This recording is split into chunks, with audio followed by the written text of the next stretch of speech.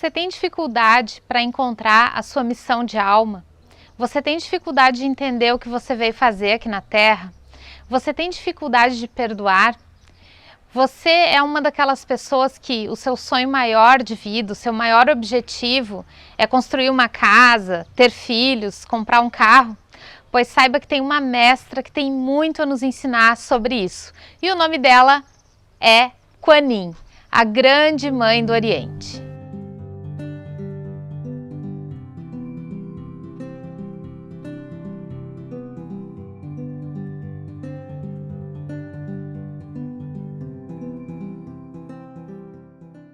Kuan Yin é considerado uma Bodhisattva.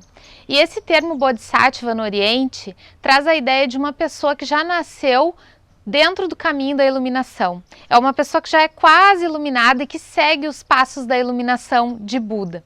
E Kuan Yin já nasceu numa situação complicada. Normalmente um grande mestre, quando ele reencarna, ele nasce numa família que vai contra o seu propósito. E Kuan Yin era a filha mais velha de um imperador chinês. E todos nós sabemos que na China, no Oriente, quando um imperador tem um filho, ele quer que seja um homem, o seu primogênito, para lhe suceder no trono. Só que o pai de Kuan Yin era um imperador muito tirano, era um imperador que gostava de guerras, que gostava de mortes e que gostava de incentivar o ódio, a discórdia, que gostava de tomar o poder simplesmente pelo poder. E por isso, conta-se na lenda que ele foi castigado por Deus ou pelos deuses e ele teve 3 filhas mulheres, sendo que a mais velha era Kuan Yin. E ele já estava na meia-idade, não tinha mais como ter filhos homens, não tinha mais como ter filhos. Então, o que ele decidiu? Ele decidiu que elas iriam se casar e que o melhor dos 3 genros seria nomeado imperador para lhe suceder. Pois bem, Kuan Yin foi contra isso, porque ela não queria se casar. E ela despertou um ódio muito grande no pai dela. E ele perguntou qual era a ideia dela. E ela disse que ela tinha nascido para trazer mais luz para o mundo, para ajudar as pessoas a encontrarem sua própria luz, que ela teria nascido para trazer uma mensagem de amor, de compaixão e de perdão para a humanidade. E ele se rebelou totalmente contra ela e pediu que a guarda imperial, então, cortasse o seu pescoço. E foi feita toda uma cerimônia, então, para decapitar a princesa Kuan Yin. E conta a lenda que na hora que ela foi decapitada, né, na hora que o soldado tentou partir o seu pescoço, uma grande luz se formou em volta dela e impediu que isso acontecesse. E que nesse momento ela saiu correndo, ela fugiu para um mosteiro e lá ela ficou durante muitos anos aprendendo e estudando uma forma de levar mais luz para o mundo e para as pessoas. E o pai dela, descobrindo que ela estava lá, ele mandou colocar fogo no mosteiro, porque ele queria ver a morte dela, de tanto ódio que ele sentia por ela ter se rebelado contra ele. Ele encarava essa situação como uma coisa pessoal, como se ela estivesse desafiando ele. E, na verdade, ela só queria seguir a sua trilha de Bodhisattva. Bem, não contente com isso, não funcionou o plano do pai dela, porque ele mandou colocar fogo no mosteiro e bem na hora começou a chover. Porque quando um grande mestre vem ao mundo, por mais que tentem cometer alguma atrocidade contra ele, algum mal contra ele, o plano superior está sempre a seu favor, lhe protegendo, lhe ajudando. Então, não é sempre que se consegue afetar um grande mestre. E o pai de Kuan Yin fracassou nessa tentativa. E ele continuou perseguindo ela, ele continuou indo atrás dela, tentando tirar a sua vida, mas não foi bem sucedido. E teve um momento que ele ficou muito doente e ele estava muito mal, ele estava para morrer.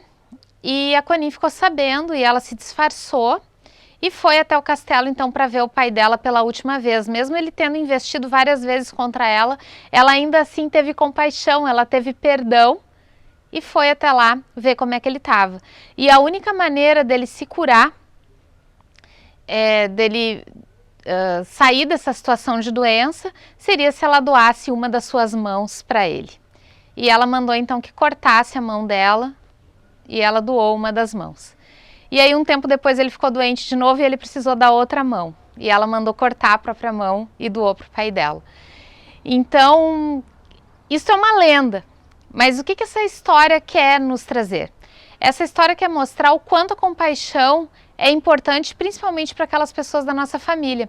Como a Kuan Yin tinha um conhecimento espiritual desenvolvido, ela sabia que a eternidade valia mais do que o momento presente. Por isso que as ambições dela tinham a ver com iluminação e não com posses materiais. Por isso que as ambições de Kuan Yin tinham a ver com desenvolvimento espiritual. Porque a única coisa que é eterna em nós é o nosso espírito, é a nossa alma. É a nossa única parte imperecível e que dura para sempre. E é nela que nós devemos focar durante uma encarnação. Claro que as questões materiais também são importantes, mas nunca devem estar em primeiro lugar na nossa vida. A parte espiritual não é um acessório, a parte espiritual é a parte mais importante e ela sempre deve estar em primeiro lugar. Muitas pessoas só fazem uma oração quando estão precisando, só prestam atenção na sua espiritualidade quando já estão morrendo. E muitas vezes o plano espiritual não tem mais o que fazer. O próprio mestre El Morya diz que quando as leis da matéria forem cumpridas, ele não pode mais atuar. Então não deixe para cuidar da sua espiritualidade, para fazer uma oração quando você estiver na UTI com um tubo de oxigênio na sua boca. Faça antes, reze antes, tente se iluminar antes como fez a Kuan Yin. E a falta de perdão, a falta de compaixão vai corroendo o nosso espírito, a nossa alma e também o nosso corpo físico.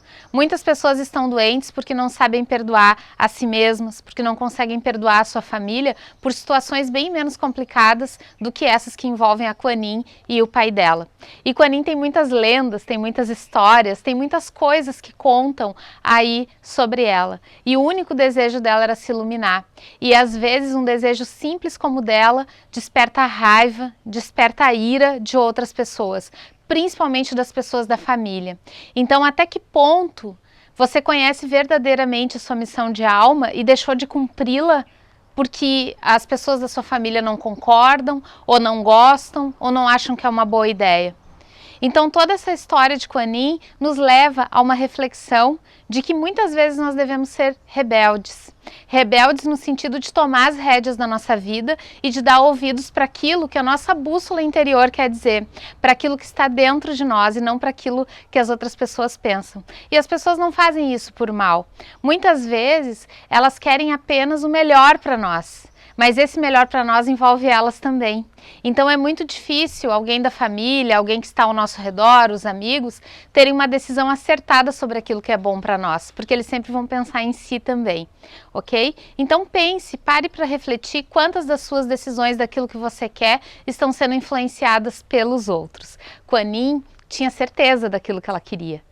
E ela abandonou tudo, abandonou o castelo, abandonou todo o poder para ir em busca do seu desenvolvimento espiritual e da missão da sua alma. Então, essa história nos traz toda essa ideia de compaixão, de perdão, de iluminação e de caminho até a senda do Bodhisattva. Eu espero que você tenha gostado. Um grande beijo no seu coração. Até o próximo vídeo e muita luz!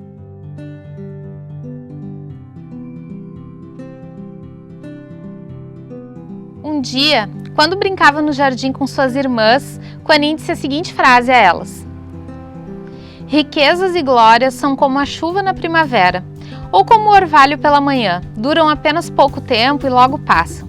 Reis e imperadores pensam em desfrutar até o final da boa fortuna que os coloca em um nível separado dos demais seres humanos. Mas a enfermidade os faz descansar em seus caixões e tudo se acaba. Onde estão agora todas as poderosas dinastias que estabeleceram a lei do mundo? Com relação a mim, desejo nada mais do que um retiro pacífico em uma montanha isolada, na tentativa de atingir a perfeição. Se algum dia eu conseguir alcançar um grau elevado de bondade, então, carregada nas nuvens do céu, viajarei por todo o universo, passando do Oriente ao Ocidente em um piscar de olhos. Resgatarei meu pai e minha mãe e os levarei ao céu. Salvarei os miseráveis e aflitos da terra, converterei os espíritos que praticam o mal e os farei praticar o bem. Essa é a minha única ambição.